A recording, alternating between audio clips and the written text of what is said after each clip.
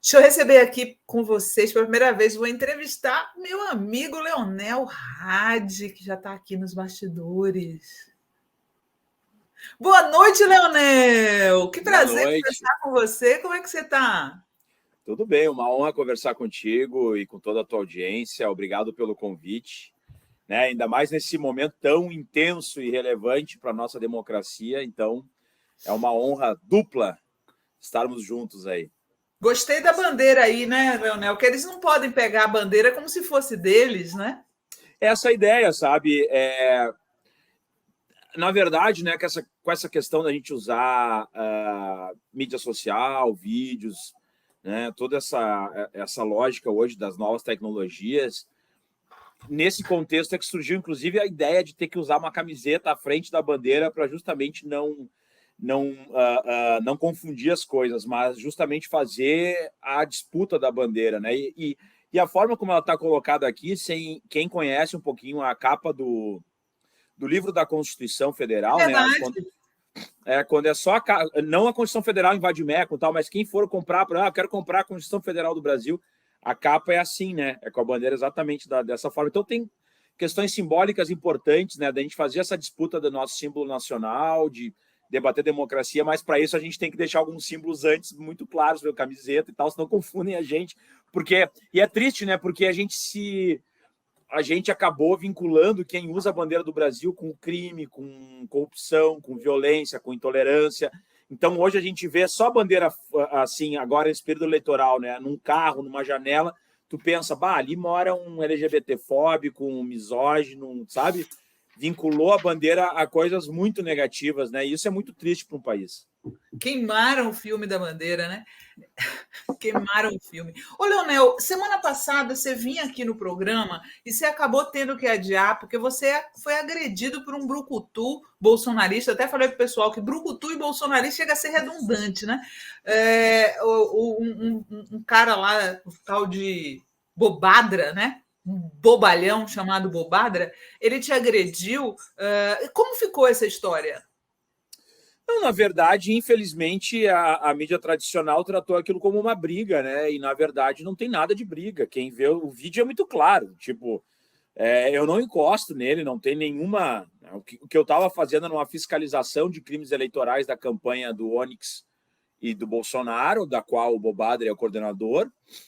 O Bobadra tinha admitido já crime eleitoral, já existia decisão judicial para arrecadação desse material, e ele, inclusive, já tinha sido notificado. Então, ele estava cometendo crime eleitoral e estava sendo conduzido pelo flagrante do crime eleitoral, do material ilegal, irregular e criminoso que estava na banca dele. E daí disso, ele ainda, além disso, ainda decidiu que ia me agredir deliberadamente, dando socos na minha cara, me chutando no chão, enfim. Foi um caos aqui em Porto Alegre, né? E os meios de comunicação trataram isso como briga entre vereadores. Eu disse, a briga entre vereadores é quando duas pessoas estão brigando, né? Quando um não quer, não é briga. Tu pode chamar do que quiser, agressão, tu Sim, pode chamar... os vídeos mostram que você não reagiu em nenhum momento. Não reagi, não provoquei, estava indo embora, entende? Não há qualquer tipo de argumento que sustente uma ideia de briga ou de equalização das duas partes, sabe? Então, mas enfim, acho que ficou muito claro isso. Eu vi, acompanhei, né, a repercussão nas redes sociais, e aí eu observava assim nos comentários das postagens dos jornais e tal, né, nos chats ali que tem na matéria, muitas e muitas pessoas assim criticando muito a manchete, porque às vezes o texto até que era coerente com o que aconteceu, mas a manchete não refletia a verdade, sabe? Mas enfim, ele vai ser penalizado. Ele falou muita bobagem nas entrevistas que ele deu. O outro erro que eu acho, né, um agressor ter espaço de mídia, quer dizer, tu tá no ostracismo, aí tu agride, cria um caos, tu é violento e ainda ganha espaço para ficar falando tua versão e mentindo e propagando fake news, etc. Mas enfim, em termos legais, foi muito negativo ele ter falado para ele, né, porque ele inventou 2, 3 versões, alterou, colocou pessoas que não estavam. Enfim, ele vai se prejudicar bastante assim em termos legais, né? Mas é uma situação muito triste que demonstra bem, né, o espírito desses fascistas bolsonaristas e o que a gente tem que enfrentar, principalmente aqui no Rio Grande do Sul, né? Olha só, o pessoal está comentando aqui sobre você. A Márcia Damares fez um elogio aqui. Que homem lindo! Tem de tudo aqui no chat, viu? Tiago Preto, Leonel, orgulho do Rio Grande do Sul. Tiago Preto, Leonel, orgulho do Rio Grande do Sul contra o fascismo. Natalina Aparecida Casaroto. Nossa, agora tem colírio para todos os olhos. Ai, ai. Maria dos Anjos, Leonel, sou de uma família de policiais, te respeitamos. Que legal. Que legal. Haroldo Large, boa noite, Leonel, da terra dos gaúchos, uma gente brasileira por opção, tenho admiração pelo povo gaúcho. Dias Neto, está certíssimo, tem que usar a bandeira, não podemos deixar os símbolos nacionais caírem nas mãos dos bolsomínios. Zombrilha disse que gostou do fundo da caneca, da sua caneca. O Leandro disse que o Kuai e o TikTok removeram o vídeo do Leonel sendo agredido. A Maria impressionante. É absurdo. Maria Angélica Coldbelli fala: hoje colocam a bandeira no capô do carro. A Ioline Moura fala: Sinara e Leonel, duas pessoas do bem. Bom, ó, eu chamei o Leonel hoje aqui, gente, para ele comentar ó, o livro dele, ó, Leonel Hadi, Manual do Policial Antifascista. O que pensa e como atua um agente de segurança que luta pelos direitos humanos. Olha só. Ah, Leonel, gostei tanto do seu livro. Gente, eu recomendo muito, viu? É bem fininho, ó. Quem tem preguiça aí, é um livro bem fininho, tá vendo? Tá todo marcado aqui, que eu marquei algumas coisas. Eu até marquei um trechinho aqui, assim, ó. A gente vai chegar lá, que é sobre a questão. Tem 160 páginas, né? Dá para ler bem tranquilo. E a gente tentou fazer, né, ele ser bem assim. Se fosse uma conversa, né? Não ter muito peso, assim, ser algo de ideias e tal. Acho que ficou bom o resultado, sabe? Gostei, assim, Ficou muito bom, porque você faz um apanhado aí sobre o fascismo, né? De uma maneira bem didática, de como historicamente ele aparece, né? Mas eu quero voltar, antes da gente entrar nessa história especificamente, eu queria começar falando um pouquinho de você. Você conta no livro, né? Eu desconfiava, já pelo nome Leonel, que você vem de uma família com muita tradição de esquerda, né? Vem de berço o seu esquerdismo, né, Leonel? Não, meu pai foi um dos fundadores do PDT em 78, 79, ali. Ele era ligado ao Brizola, por isso que meu nome é Leonel, né? E ele lutou na legalidade aqui em 61, aqui no Rio Grande do Sul, em Porto Alegre. Então, ele era do grupo dos 11, né? Que o Brizola ele criou alguns grupos guerrilheiros, assim, na época, proto-guerrilheiros, não eram bem guerrilheiros, mas grupos de resistência que se articulavam em núcleos de 11, como se fossem times de futebol, e cada um tinha outro grupo dos 11, então eram vários grupos dos 11, e o meu pai fazia parte de um desses grupos dos 11, e era da resistência do Brizola, pegou em armas e tal, acabaram não indo para a linha de frente, mas estavam prontos para a resistência, né? Na legalidade, ali naquela questão do João Goulart, depois no golpe de 64, e enfim, no retorno do Brizola, depois do exílio, como o grupo que perdeu o PTB e acabou fundando o PDT, né? Então, ele veio dessa tradição, chegou a trabalhar, inclusive, em governos do PDT aqui no Rio Grande do Sul, tanto na prefeitura quanto no governo do estado. E, por outro lado, a minha mãe é uma das fundadoras do PT e líder sindical também, era sindicalista do Sindicato dos Bancários, então ela é dessa geração do Olívio Dutra, do Fortunati. Descanse em paz, Fortunati, né, politicamente, porque, meu Deus. Mas, enfim, ela é dessa geração, dessa primeira geração do PT. Então, eu nasci nesse contexto de formação, tanto do PDT quanto do PT, mas, na verdade, meu crescimento assim foi a partir da construção do Partido dos Trabalhadores e da luta sindical na redemocratização.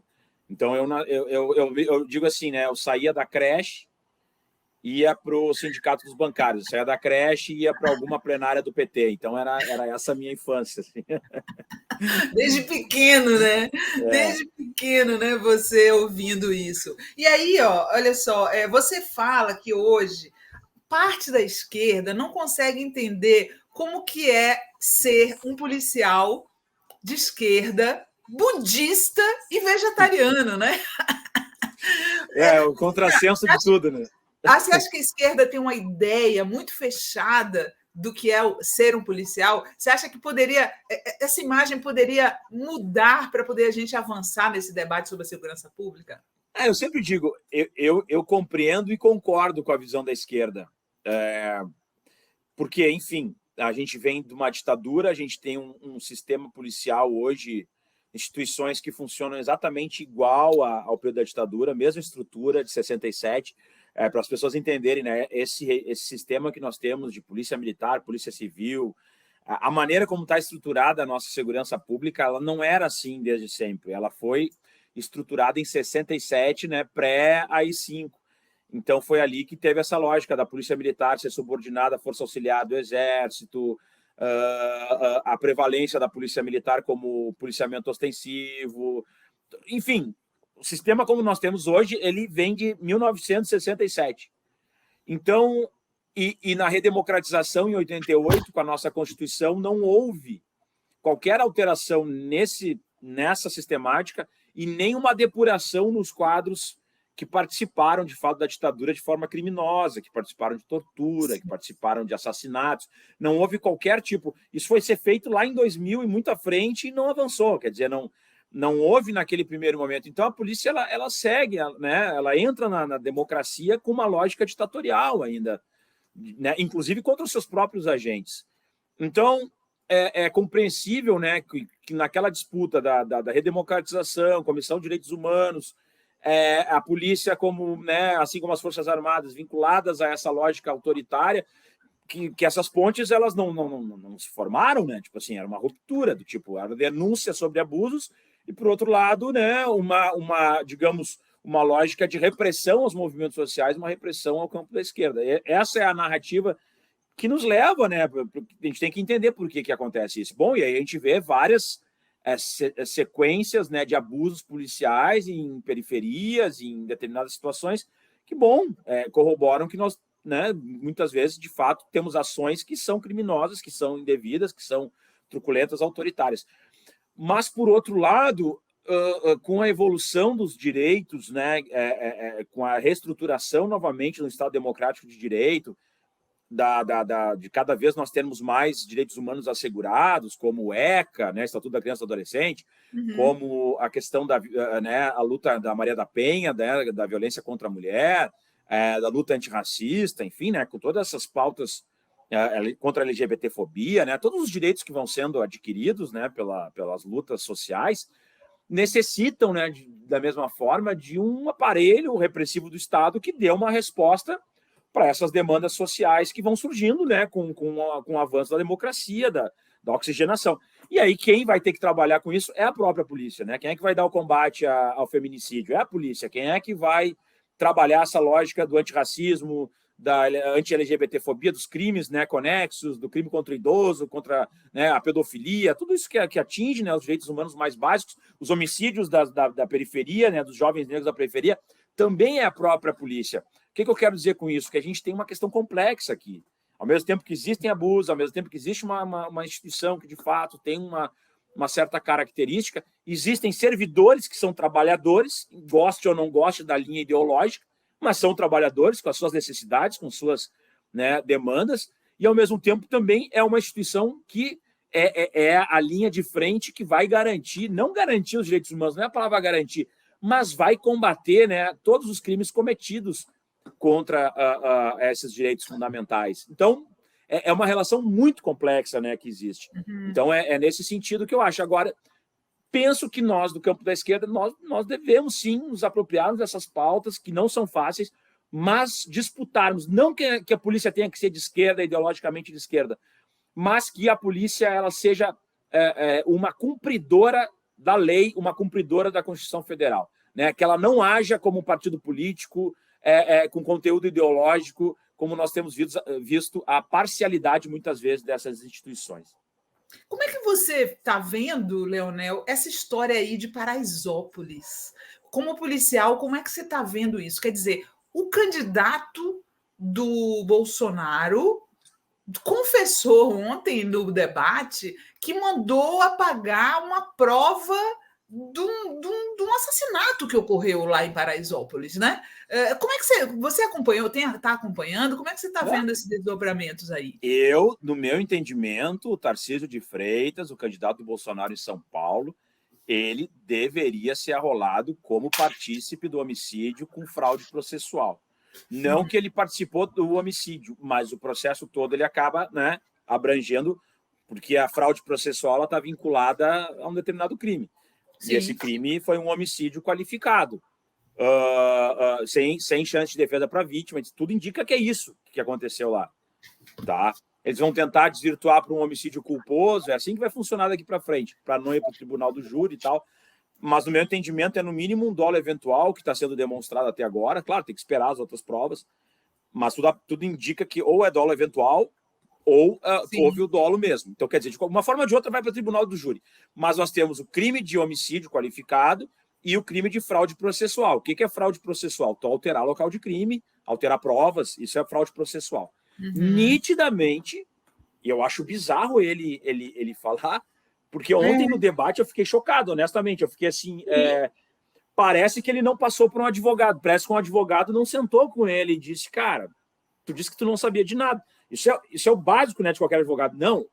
Ontem ele declarou no debate e disse o seguinte, sabe quem levou esse câmera? Porque todo o debate é sobre alterar. Primeiro, tem dois debates, né? Um que a cena do crime foi alterada, isso está comprovado que foi alterado pelos policiais e pelos agentes lá da segurança deles, isso já está dito.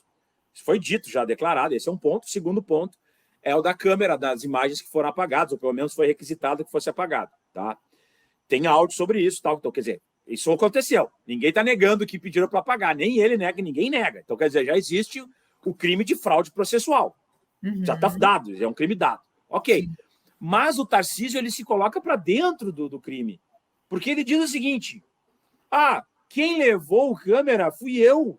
Eu levei o câmera lá para dentro do escritório, não sei, ele falou isso ontem. Levei para dentro da van, depois da van nós fomos para o escritório, e lá, e ele falou no coletivo ainda, lá nós, não sei o quê, e foi requisitado para que ele apagasse as imagens para que não prejudicasse terceiras pessoas.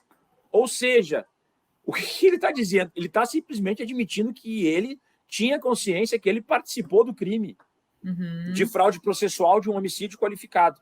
Ou seja, se esse crime, né, e vai provavelmente a júri, o Tarcísio estará no júri sendo julgado também como partícipe desse crime, do crime do homicídio e fraude processual. Ele estará no banco dos réus do tribunal do júri, num julgamento de homicídio, porque ele participou da fraude processual, pelo menos.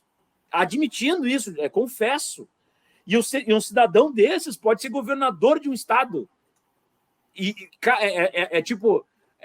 Eu não sei o que falta. Porque, assim, te garanto, se ele tivesse matado o cara, talvez continuasse sendo governador do estado. O que está acontecendo com as pessoas? Eu não consigo entender. É chocante, é chocante. E o pior, ele estará governando o estado e estará atuando em cima das instituições que fazem a investigação desse próprio caso. Então, ele vai ser o chefe da Polícia Civil que investiga o caso, ele vai indicar quem vai ser o procurador-geral, ou seja, o chefe do Ministério Público, que é quem vai denunciar o caso, e ele vai ainda ter, né, um poder, de uma certa forma, que, lógico, são poderes independentes, mas tem interações com o Poder Judiciário, que é quem vai julgar o caso.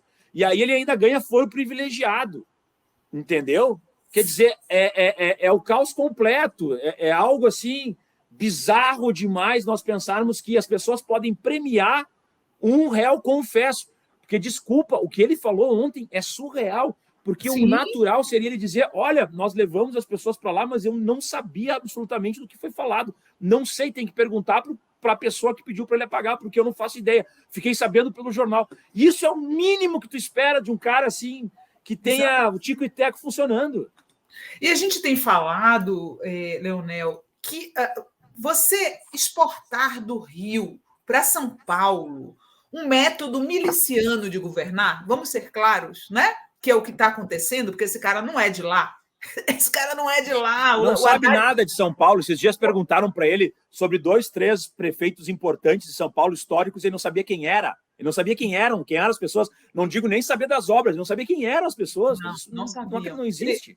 o Haddad falou muito bem, né? Ele está decorando os nomes das cidades e ele está lá morando num flat enquanto é candidato. Se ele perder, ele vai embora. Porque ele não é de lá. Ele vai embora porque ele não é de lá. Então, assim, pelo que a gente conhece, o que é um miliciano? O miliciano não é um policial à paisana ou um ex-policial cometendo crime. Essa história de Paraisópolis parece bastante miliciana, né? Vamos ser francos. Com certeza, com certeza. É um ex-agente da ABIN, quer dizer, é agente da ABIN, mas está licenciado. Uhum. Aí um agente da Agência Brasileira de Inteligência que trabalha no Ministério, que não tem nada a ver da infraestrutura. Quer dizer, por que alguém que é um agente da inteligência, que em tese deve estar investigando crimes, deve estar num ministério, justamente nos ministérios em que tese acontecem as maiores corrupções, né? Que são geralmente ali os focos, né? São obras e tal, que tem superfaturamento, e é o ministério que esse agente da ABIN. Sabe o que me parece? Que esse primeiro ponto, que esse agente da ABIN foi colocado no ministério justamente para fazer contra-inteligência. Então, do tipo, a Polícia Federal está investigando, a ABIN está investigando, o Ministério Público Federal está investigando corrupção aqui, tu te adianta e tu já, vamos mudar aqui para não nos pegarem, viu, pessoal? Aqui tá dando muita bandeira, fiquei sabendo de informações dos colegas lá e tal, que estão investigando o fulaninho de tal. Então, fulaninho de tal não pode mais receber o dinheiro lá naquele shopping center, tem que... Certo, assim, se eu fosse fazer uma aposta, porque o que é racional? Por que tem um agente da ABIN no Ministério da Infraestrutura? Acho que é esse, né? O Ministério da Infraestrutura. Mas, e aí o que acontece? Aí ele está, tipo assim, ele em tese ele é assessor do ministro, ele não é assessor do candidato, sabe? Aí o que um assessor do ministro está fazendo suposta segurança, sendo que é um assessor do ministério, ele não é segurança do ministério. Aí ele vai e ele se envolve, dá tiros num rapaz desarmado. Daquilo eles criam uma lógica de atentado contra o Tarcísio. Vai um monte de fake news simultânea daquela galera meio coordenada, sabe? Depois alteram o local de crime, aí depois mandam apagar da Jovem Pan. O câmera era da Jovem Pan, da rede que eles dominam. Quer dizer, é um absurdo atrás de outro. É um absurdo, ele está na frente nas pesquisas. Isso é inacreditável. Olha, o Brasil, de fato, assim, é um país assim surreal, né, nesse momento da nossa história, assim, e para a gente compreender o que é fascismo, né? Sim, essa fanatização é evidente. Eles estão claramente exportando, ampliando os seus domínios sobre São Paulo. Como é que o Não, a lógica é totalmente miliciana. Isso? Não, a lógica é totalmente miliciana.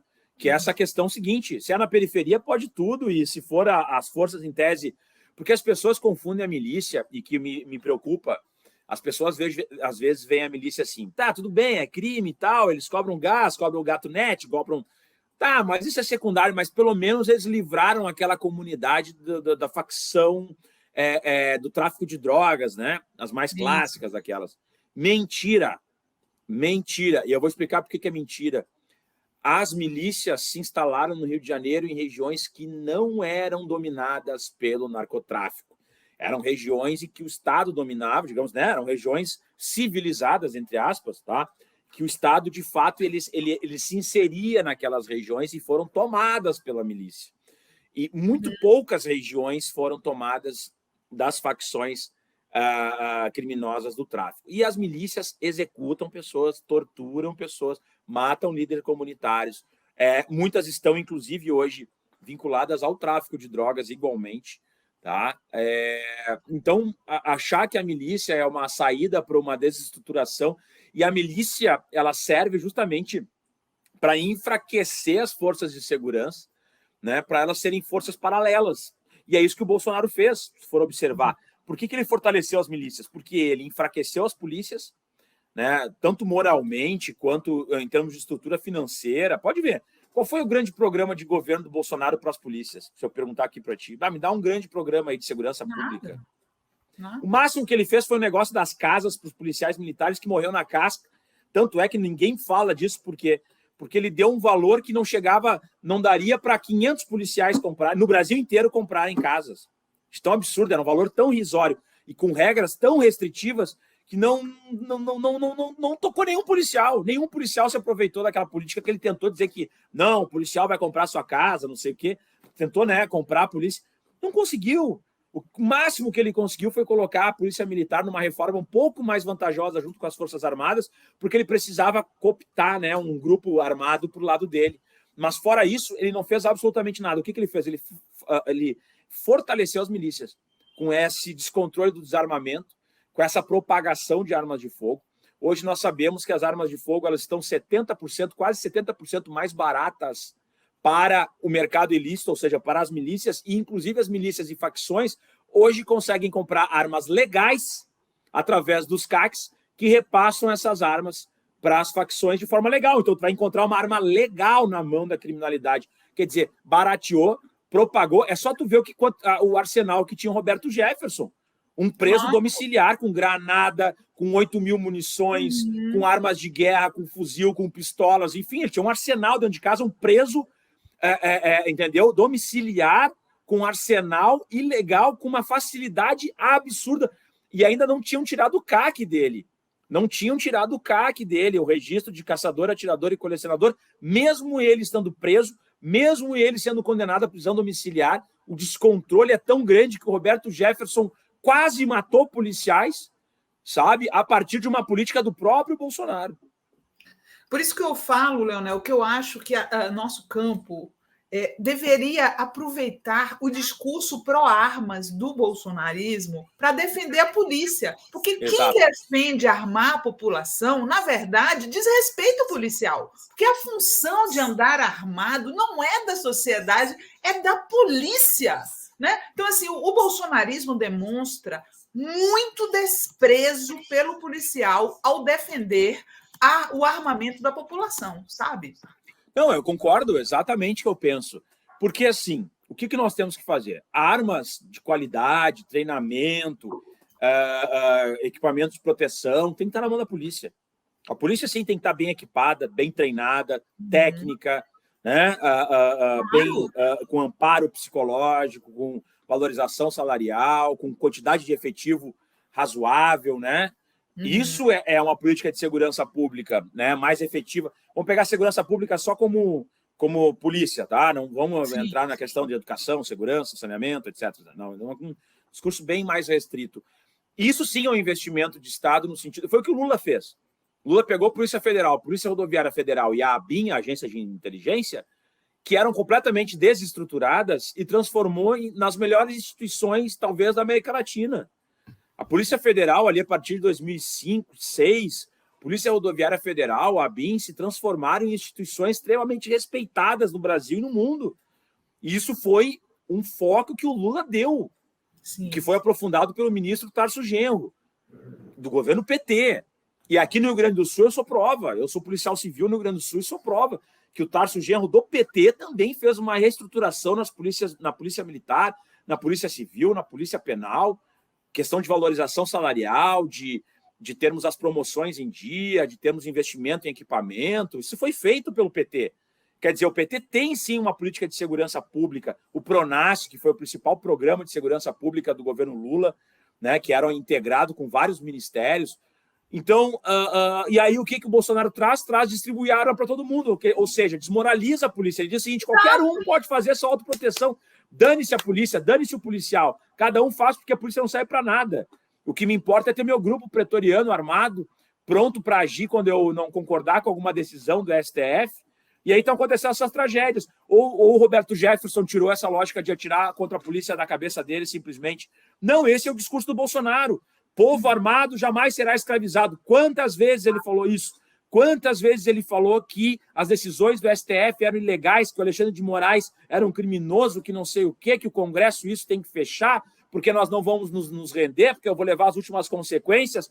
Tá aí o Roberto Jefferson, ele fez exatamente o que o Bolsonaro defende.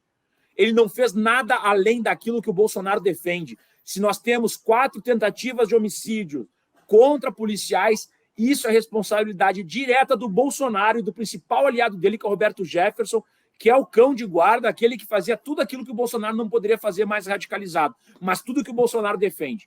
E aí eu quero saber agora, como é que fica esse papo de povo armado não vai ser escravizado? Ou seja, ou vai dizer que o Roberto Jefferson foi escravizado, então, porque está preso, e não ia ser escravizado, então a prisão dele é uma escravização porque ele estava certo em atirar contra os policiais, ou não, o Roberto Jefferson é um criminoso e essa baboseira de povo armado jamais seria escravizado era só para ganhar a simpatia dos idiotas. Tu entende? Tu entra numa contradição retórica que daí tu diz que povo armado não vai ser escravizado, o cara vai lá, não vou ser escravizado mesmo, vou atirar contra a polícia. Aí depois o mesmo cara que falou isso diz assim, o Bolsonaro, não, mas ele é um criminoso, ele está errado. Pô, mas foi tu que disse que o cara tinha que atirar, cara. Entendeu? Então é surreal, é tudo muito surreal nesse momento. Leonel, por que você decidiu se tornar... Você poderia, com a formação que você tem, você poderia ser professor e tal, por que você decidiu se tornar policial? Você tinha um sonho, você assistia muita série, lia muitos livros de policiais, por que você decidiu se tornar policial? Não, na verdade, eu treino ainda, né? Uma arte marcial japonesa, né? O Aikido, e a gente dava treinamentos de algemação, imobilização tática. E isso 2008, por aí. E aí, o que acontece? Eu comecei a ter um contato, 2007, 2008, comecei a ter contato com as forças de segurança. Então, tinha contato com a Brigada Militar, que é a nossa Polícia Militar, treinamento para a Guarda Municipal aqui de Porto Alegre, enfim. Então, comecei a ter esse círculo, né? Comecei a circular no meio policial, assim, para dar treinamentos e tal. E, bom, aquilo começou a me interessar e tal, como técnica, como atividade, né? E a gente tem que pensar o que acontece no período ali, vai lá, 2007, 2010, não era essa visão que a gente tem hoje sobre a polícia. A visão que se tinha da polícia nesse período era muito assim, estamos mudando uma página da nossa história. Hoje a polícia, né, todos têm nível superior, é uma polícia mais técnica, é uma polícia mais arejada, né, pessoas mais jovens. Se tinha essa lógica naquele momento ali de que as estruturas elas estavam sendo democratizadas naquele período, né? Então, para mim, eu estava cursando a minha segunda faculdade, eu me formei em História, né, como professor, atuava como ator até, né, até aquele período, estava atuando por causa do... Seu pai era diretor de teatro, né? Meu pai era diretor de teatro, minha irmã segue, né? Minha irmã é atriz, diretora, minha irmã segue com a companhia de teatro, tem um teatro aqui em Porto Alegre, trabalha bastante com teatro infantil. Enfim, eu também nasci no teatro, né? Enfim, trabalhei mais de 10 anos como técnico de luz, como ator, como músico, fazia publicidade também, trabalhei bastante com teatro, alguma coisinha de cinema. Mas, assim,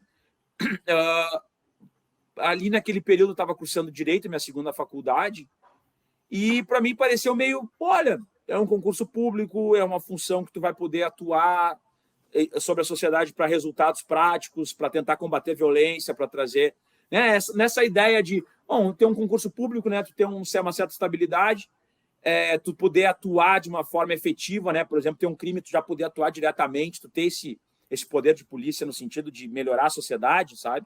E numa nova instituição mais arejada, né, com as pessoas mais... Então, e como eu já fazia esse treinamento, eu gostava dessa parte de mobilização, dessa parte de uso progressivo da força e tal. E, enfim, foi por isso que eu fiz o concurso, né, em 2010. Assim. Eu lembrei, porque teve uma vez, quando eu estava na Folha, que eu fiz uma matéria, você falando aí sobre as faltas de equipamentos, eu tenho visto muita série de suspense escandinava, né? E a gente vê muito bom. As polícias preparadíssimas. Eles nem usam armas, né? Muitas vezes. Não usam arma. Os islandeses não usam arma. Muitos equipamentos de primeira, né? Primeiro mundo, assim, muitos equipamentos, muitos laboratórios. E eu me lembrei quando eu fui uma vez fazer uma matéria sobre a Gangue da Batida. Não sei se você lembra da Gangue da Batida. Foi uma gangue que ficou muito famosa em São Paulo, que eles davam um toque atrás de uma mulher. Eles viam uma mulher sozinha no carro. Aí eles davam uma batidinha atrás, forçavam ela a parar, levavam ela para o caixa eletrônico, sequestravam, né? Levavam para o caixa eletrônico e obrigavam ela a tirar dinheiro.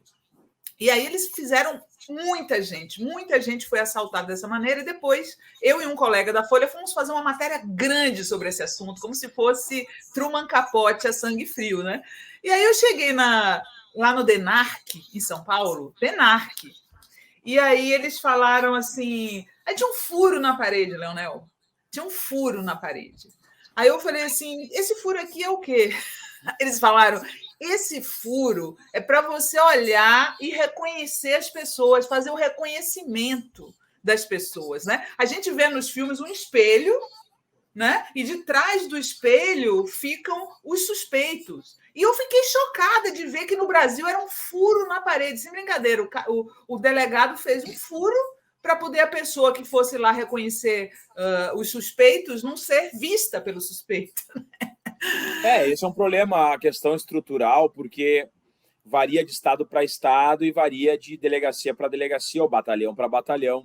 Mas, de fato, a boa parte dos estabelecimentos são extremamente precários, né, das forças de segurança. E aí tu pensa, né, o policial tem que ficar ali trabalhando naquela situação ali, e com certeza não é um ambiente aprazível, né? Eu ainda tive sorte de pegar, né, prédios ainda relativamente reformados. Não era nada fantástico, mas eu não posso me queixar tanto frente a outras realidades, né, de outras delegacias, assim. Mas um carinha assim, vamos supor, um jovem que queira ser tipo CSI aqui no Brasil, consegue? Ele tem essa coisa do laboratório, da coisa científica na polícia? Aliás, é aí que tá. Nós no Brasil, nós temos outra estrutura policial, né? O que eu defendo? Né? Eu defendo uma reestruturação nas forças de segurança. Primeiro, a carreira única. Em nenhum lugar do mundo existe essa discrepância que nós temos, que as pessoas entram em duas carreiras fraturadas. E quem não é policial pensa o seguinte, tá, mas isso não tem nada a ver, eu não quero ser policial, não me interessa essa questão das carreiras policiais. Deveria interessar, porque isso vai fazer com que o policial trabalhe muito pior.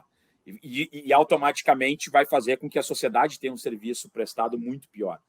Porque, pensa bem, vamos pegar nos Estados Unidos. Nos Estados Unidos, um policial vai lá, é diferente, né? Lá não é concurso público, lá é uma outra estrutura de seleção, tá? Uhum. Mas, assim, não vamos pegar essas polícias de condado, porque ali é xerife, o xerife eleito é uma zoeira.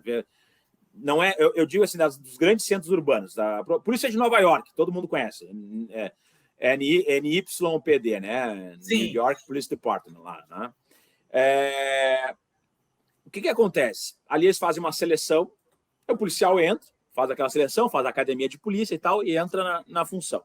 Lá ele vai começar, lá é polícia única, né? A polícia municipal é a polícia única. Então a investigativa e a ostensiva, elas funcionam na mesma instituição. Mas lá o que vai acabar acontecendo? O policial vai começar como patrulheiro, aí depois ele vai para ser detetive, porque ele já conhece a região, sabe quem são os caras, são sempre... Aí ele vai ser um investigador, porque daí como investigador ele já sabe mais ou menos quem são as pessoas, daí ele vai aprofundar aquilo, daí ele já tira o fardamento e vai para a parte mais...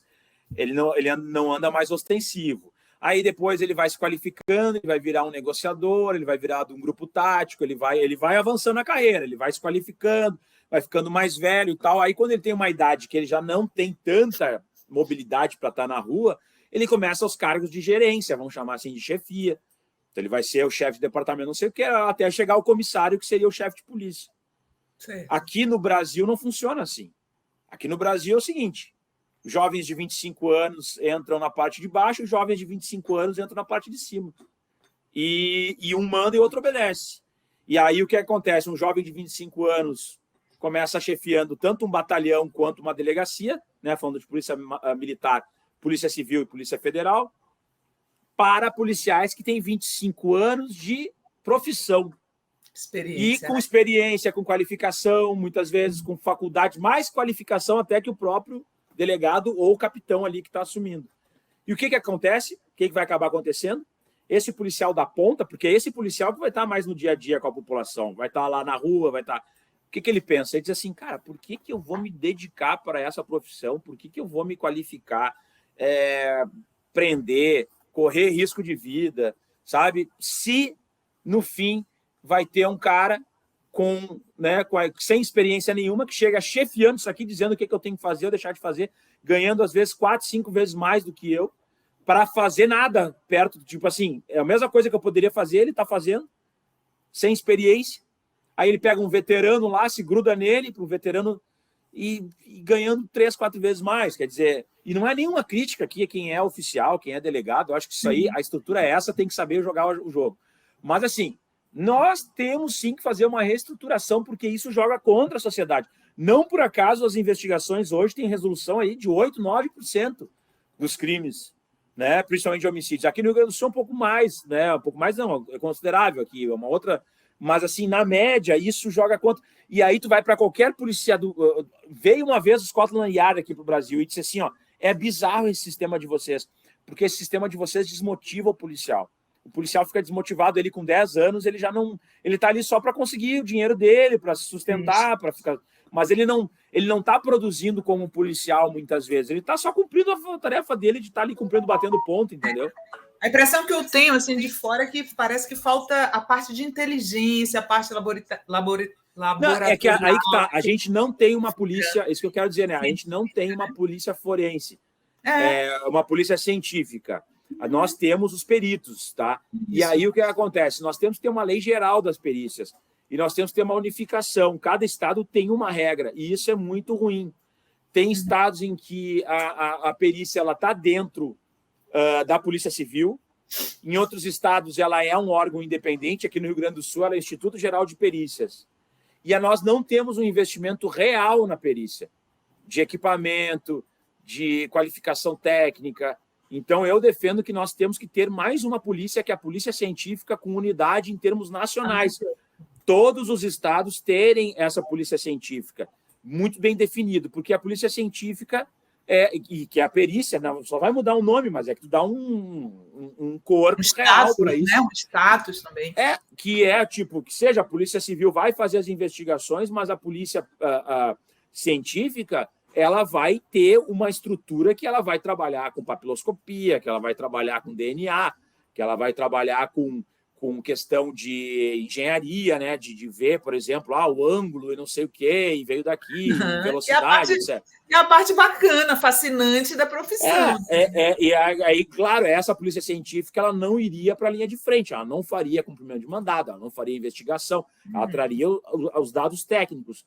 Claro, os institutos de perícia já fazem isso, mas são muito defasados em termos de equipamento, em termos de pessoal, em termos de investimento, em termos de estrutura, de unidade de procedimento.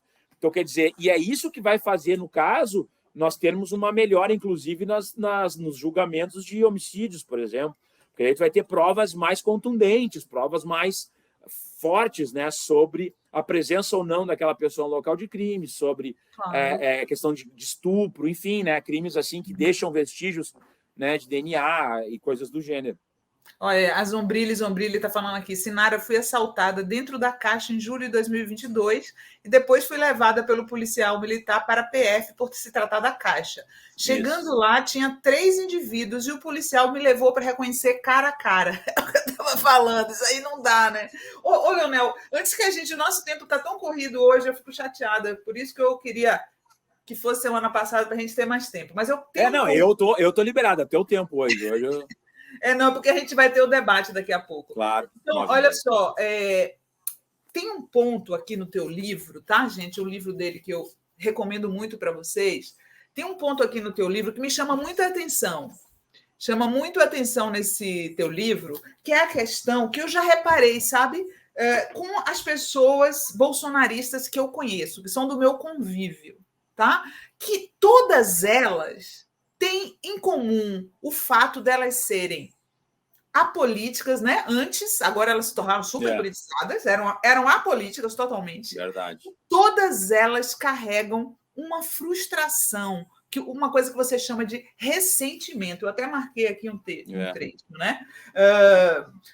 Impera uma dinâmica de ressentimento. Se não fosse tal situação, estariam muito melhor. Nunca foram valorizados. Segundo eles, os judeus são uma máfia global, têm bancos e cobram juros altos. Haitianos e angolanos roubam postos de trabalho dos brasileiros. O cara não consegue uma namorada por culpa das feministas, que não depilam o sovaco. Cotas que privilegiam negros impedem que o jovem branco de classe média curse uma universidade pública. Muita gente já notou que o mesmo fenômeno acontece nos Estados Unidos, eles são chamados de órfãos da globalização. Por que você acha que esse ressentimento está ligado ao fascismo, Leonel? Porque ele se alimenta disso, ele se alimentou disso na Segunda Guerra Mundial, quando surgiu esse fenômeno, né? Por isso que, às vezes, as pessoas perguntam, tá, tu é marxista, tu é socialista, e eu digo, eu acho que o Marx, no meu entendimento, né, quem sou eu para julgar o Marx, mas, no meu entendimento, o Marx falhou na análise da futurologia. Porque me parece, né, no século XIX e tal, que foi quando Marx escreveu, né, os seus textos e tal, se tinha essa noção de que, bom, existia um capitalismo e esse capitalismo entraria em crise. Em determinado momento, ele colapsaria e as pessoas teriam a consciência de classe, né, teriam a percepção de que, bom, somos oprimidos por esse sistema, vamos nos apropriar das forças de produção, né, enfim, daquilo que a burguesia nos deixar e vamos transformar isso, dividir entre nós e sermos mais igualitários, mas todos com qualidade de vida minimamente razoável. Esse é o conceito de socialismo / comunismo, né?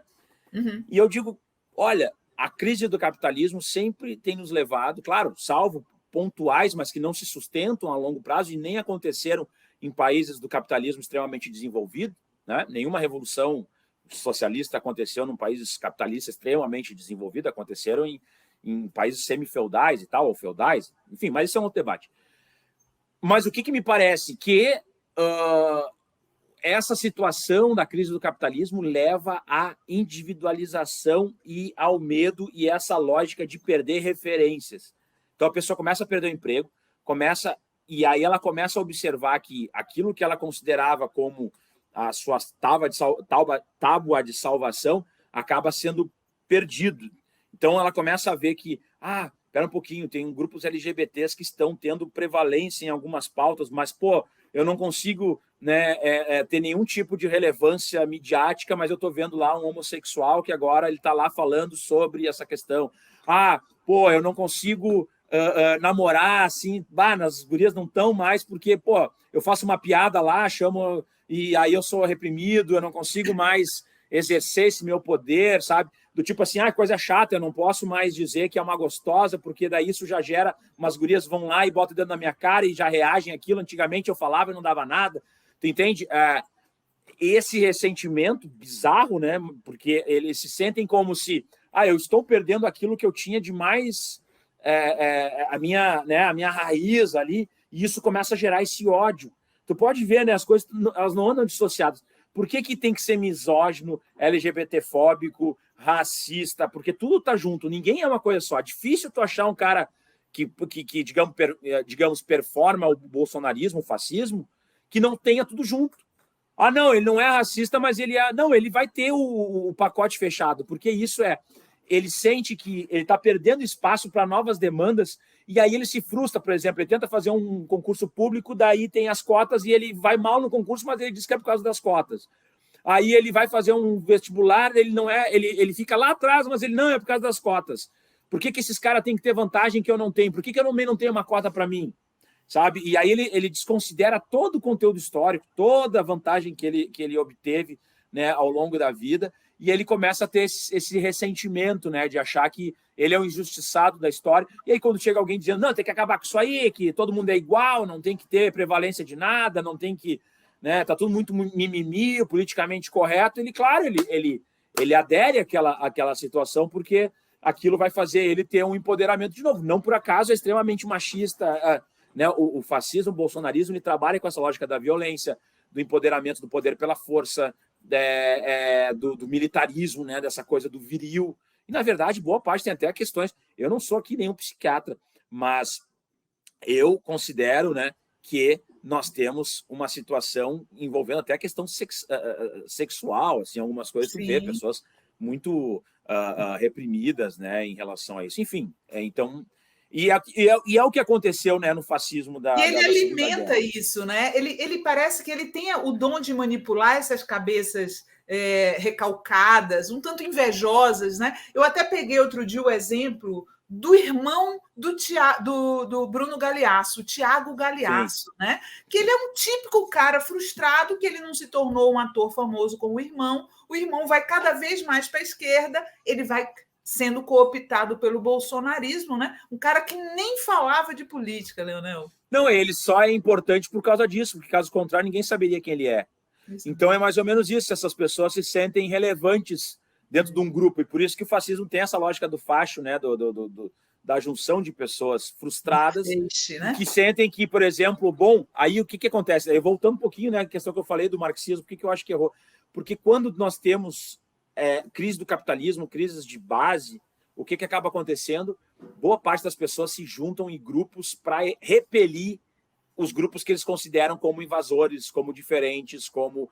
Então, por exemplo, eu quero que o grupo majoritário seja um homem branco, tal, então ele se junta e vai ser racista, e aí o problema do imigrante, e aí o problema do emprego é do judeu, o problema do emprego é do negro, é do haitiano, é do senegalês, sabe? Então, nós vemos que a tendência, né, quando existe essa crise do capitalismo, começa a faltar para mim, eu não vou pensar assim, não, vamos pegar dos maiores e dividir entre nós, não. Eu vou ficar com um pouquinho meu, mas eu vou ficar com esse grupo aqui, e quem tentar pegar esse pouquinho meu, eu vou repelir ele que morra de fome. Então, existe um individualismo e que necessita de várias pessoas que pensem de forma individualista para fazer essa ação, né, de grupo de forma violenta. Aí começam as violências, porque isso vai sendo instigado, né? Esse ódio ao diferente é necessário para termos medo, né? Olha, os caras vão vindo contra a gente, então a gente tem que estar mobilizado, a gente tem que estar nessa tensão. Então é o tempo inteiro de uma tensão constante, que é o que nós estamos vendo no Brasil. Ou alguém teve algum dia de paz com o Bolsonaro nos últimos 4 anos? Todo dia teve uma treta envolvendo se era Venezuela, se era não sei o quê, se era as Farc, se era Cuba, se era o PT não sei o quê, se tinha tentativa... Era o tempo inteiro uma história, se tinha mamadeira de piroca, se tinha estupro de não sei quem lá na aldeia indígena, sabe? Porque é necessário, isso tem que estar o tempo inteiro realimentando esse medo e essa lógica do nós contra eles. Leonel, como é que você está aí? Como é que está o seu estado de espírito para domingo? Eu acredito que é aí que está, né? As pessoas... Eu fico chocado, independente do resultado, tá? Mas eu fico chocado com a quantidade. Chocado, que eu quero dizer, é esperado, mas mesmo assim choca quando a gente está presenciando, que é a quantidade de pessoas que votam num projeto que matou mais de 400 mil pessoas, que é um projeto que nitidamente distribuiu armas para a criminalidade, é um projeto corrupto, né? Nós temos aí inúmeros casos, essas questões de 100 anos de sigilo, uma pessoa que não apresentou uma proposta viável, que nitidamente está coagindo as pessoas a votarem, né? O que nós estamos vendo entre alguns empresários e essa lógica das igrejas e tal, é uma coação. Tipo assim, perdemos o critério total de uma lei eleitoral, né? A lei eleitoral foi rasgada de todas as formas, todos os critérios razoáveis, democráticos, no momento em que a gente tem que assistir na televisão uma mensagem do TSE dizendo para as pessoas denunciarem no app Pardal casos de assédio no trabalho. Isso é extremamente chocante, que a gente vai naturalizando, tu entende? Mas isso jamais poderia ter acontecido numa sociedade democrática. Então, me choca demais esse dado, mas eu acredito que nós temos, sim, a grande probabilidade da vitória, apesar de tudo, porque eles jogaram tudo que podiam, compra de votos do governo federal, dinheiro, segurar os preços dos combustíveis para explodir, vai chegar a R$ 8, R$ 9 em breve, entendeu? Tudo feito, e tudo eles conseguiram emplacar, e mesmo assim, né, acredito que a gente tem a grande probabilidade da nossa vitória. Agora, não vai acabar, né, a domingo, não vai acabar em 23, não vai acabar em 24. Esses fanáticos, esses grupos que se favoreceram tanto economicamente durante o período do Bolsonaro de forma ilícita, com desmatamento, com garimpo ilegal, com morte de indígenas, com comércio ilegal de arma de fogo, enfim, essas pessoas com uso de agrotóxicos ilegais, esse descontrole que aconteceu, né? Porque a criminalidade tomou conta do Brasil. Na verdade é essa, o crime organizado está dentro do governo descaradamente. Essas pessoas continuarão aí. Então, assim, o meu espírito bom, vai acabar o processo eleitoral, vai nos dar um tempo de respiro dessa questão de campanha, mas vai nos exigir uma nova estratégia, né, de proteção do governo eleito. E a proteção democrática, não a proteção pelo campo da esquerda, pelo viés de políticas sociais, não é isso. É a proteção da democracia, não do Lula, não do PT, não do governo da esquerda, não das pautas que nós defendemos, não, do sistema democrático, das instituições funcionando de acordo com a lei da Constituição. Acho que essa vai ser a luta dos próximos 3, 4 anos, infelizmente. Né? Não vai ser uma luta de ampliação de direitos, vai ser de segurar aquilo que está nas nossas mãos, porque essas pessoas são muito ricas, elas lucraram demais, elas estão armadas, elas têm estrutura, elas têm tratores, elas têm caminhões, elas têm, entende? Então, é nós contra essa lógica fascistoide que vai tentar, de todas as formas, desestabilizar o nosso país. Olha, para a gente terminar aqui nossa entrevista com o Leonel Hadi, eu poderia ficar mais tempo aqui com ele, mas a gente já está com o esquenta do debate aí com a Adri e o Rovai. Eu vou colocar, como sempre, vocês sabem que todo mundo que vem aqui traz as suas dicas culturais, e o Leonel trouxe 2 dicas para vocês. Um é um filme chamado Adeus Lenin. Eu vi aqui, eu dei uma pesquisada, e ele tá. A gente acha hoje para ver no HBO, tá, gente? É um filme que fez muito sucesso nos cinemas. Filme Adeus alemão. Lenin. Aí eu queria que você dissesse rapidinho, Leonel, por que você indicou esse filme? Não, esse filme ele é um filme alemão que trata sobre a queda do Muro de Berlim, né? E as relações ali da Alemanha Oriental com a Alemanha Ocidental, mas esse filme ele tem um conteúdo muito emocional para mim, porque é a mãe do rapaz, né? É um filho e uma mãe. E a mãe ela tem um problema de saúde e tal, ela fica em coma durante um tempo e depois ela está se encaminhando para a morte e ele tenta não fazer com que ela morra, entendeu? Então ele tem que... Só que ela era muito comunista, né? E aí, como tem a queda do Muro de Berlim enquanto ela está em coma, ele tem que ficar inventando coisas como se não tivesse caído o Muro de Berlim ainda, entendeu? Então, é uma história fantástica da relação de filho, de mãe, de uma mãe militante, e o filho tendo que lidar com essa nova realidade, né, do capitalismo entrando na Alemanha e tal. E eu tenho uma vinculação, assim, é um filme muito emotivo para mim, porque lembra muito a relação que eu tive com a minha mãe, assim, de certa forma, sabe, da militância amizade, dela. né? Então é bem... Não, e é da própria militância política, sabe, de acreditar naquela ideia e tal, ser idealista. Então, mas eu recomendo, é um filme, assim, independente de qualquer questão política, é um baita filme, é um filme muito alemão, assim, bom, eu ganhou adoro. Um monte de prêmios, é muito bom. Muito bom. E o outro filme que o Leonel indicou, fiquei feliz de você indicar o Cronicamente Inviável. Filme do Sérgio Bianchi, filme brasileiro. Vale muito a pena, gente. Ó, tá no YouTube gratuitamente. Vale muito a pena ver esse filme. Explica aí por que você indicou ele. Esse filme é um tapa na cara da hipocrisia brasileira, né? E é um filme relativamente antigo, né? Um filme década de 90, acho que é 98, por aí, acho que esse filme. Mas, enfim, mas ele é muito atual, assim, se tu observar hoje, são várias histórias, né, fragmentadas. E só para dar um exemplo, numa delas o cara é contrário a tráfico de órgãos, é um cara moralista e tal, um cara... na verdade, ele nem entra muito no tráfico de órgãos, mas ele é um cara moralista, é um cara que é da lição de moral, que a corrupção, que esse país é uma vergonha e tal, e ele é envolvido com o tráfico de órgãos, por exemplo. Então, ele vai mostrando várias hipocrisias, é um filme muito... É um filme, assim, como é que eu posso dizer? Desconfortável. Sim. É um filme que te deixa desconfortável. Então, eu recomendo muito para a gente observar, mas é um retrato de nós mesmos, né? Da nossa sociedade, das nossas hipocrisias, assim. Então, é um filme, assim, simbólico nesse momento que a gente vive do Brasil. Muito bom. Leonel, foi um prazerzão conversar com você. Pena que foi rápido, né? Próxima vez você vem para ficar mais tempo. Olha só, gente, ó, não deixem de ler o livro do Leonel Hadi, Manual do Policial. Olha aí, Manual do Policial Antifascista, saiu pela Planeta, recomendo muito. E vamos lá para o debate. Leonel, boa noite para você. Boa noite. E um beijão, querido. Tchau. Beijo, obrigado. Tchau, tchau.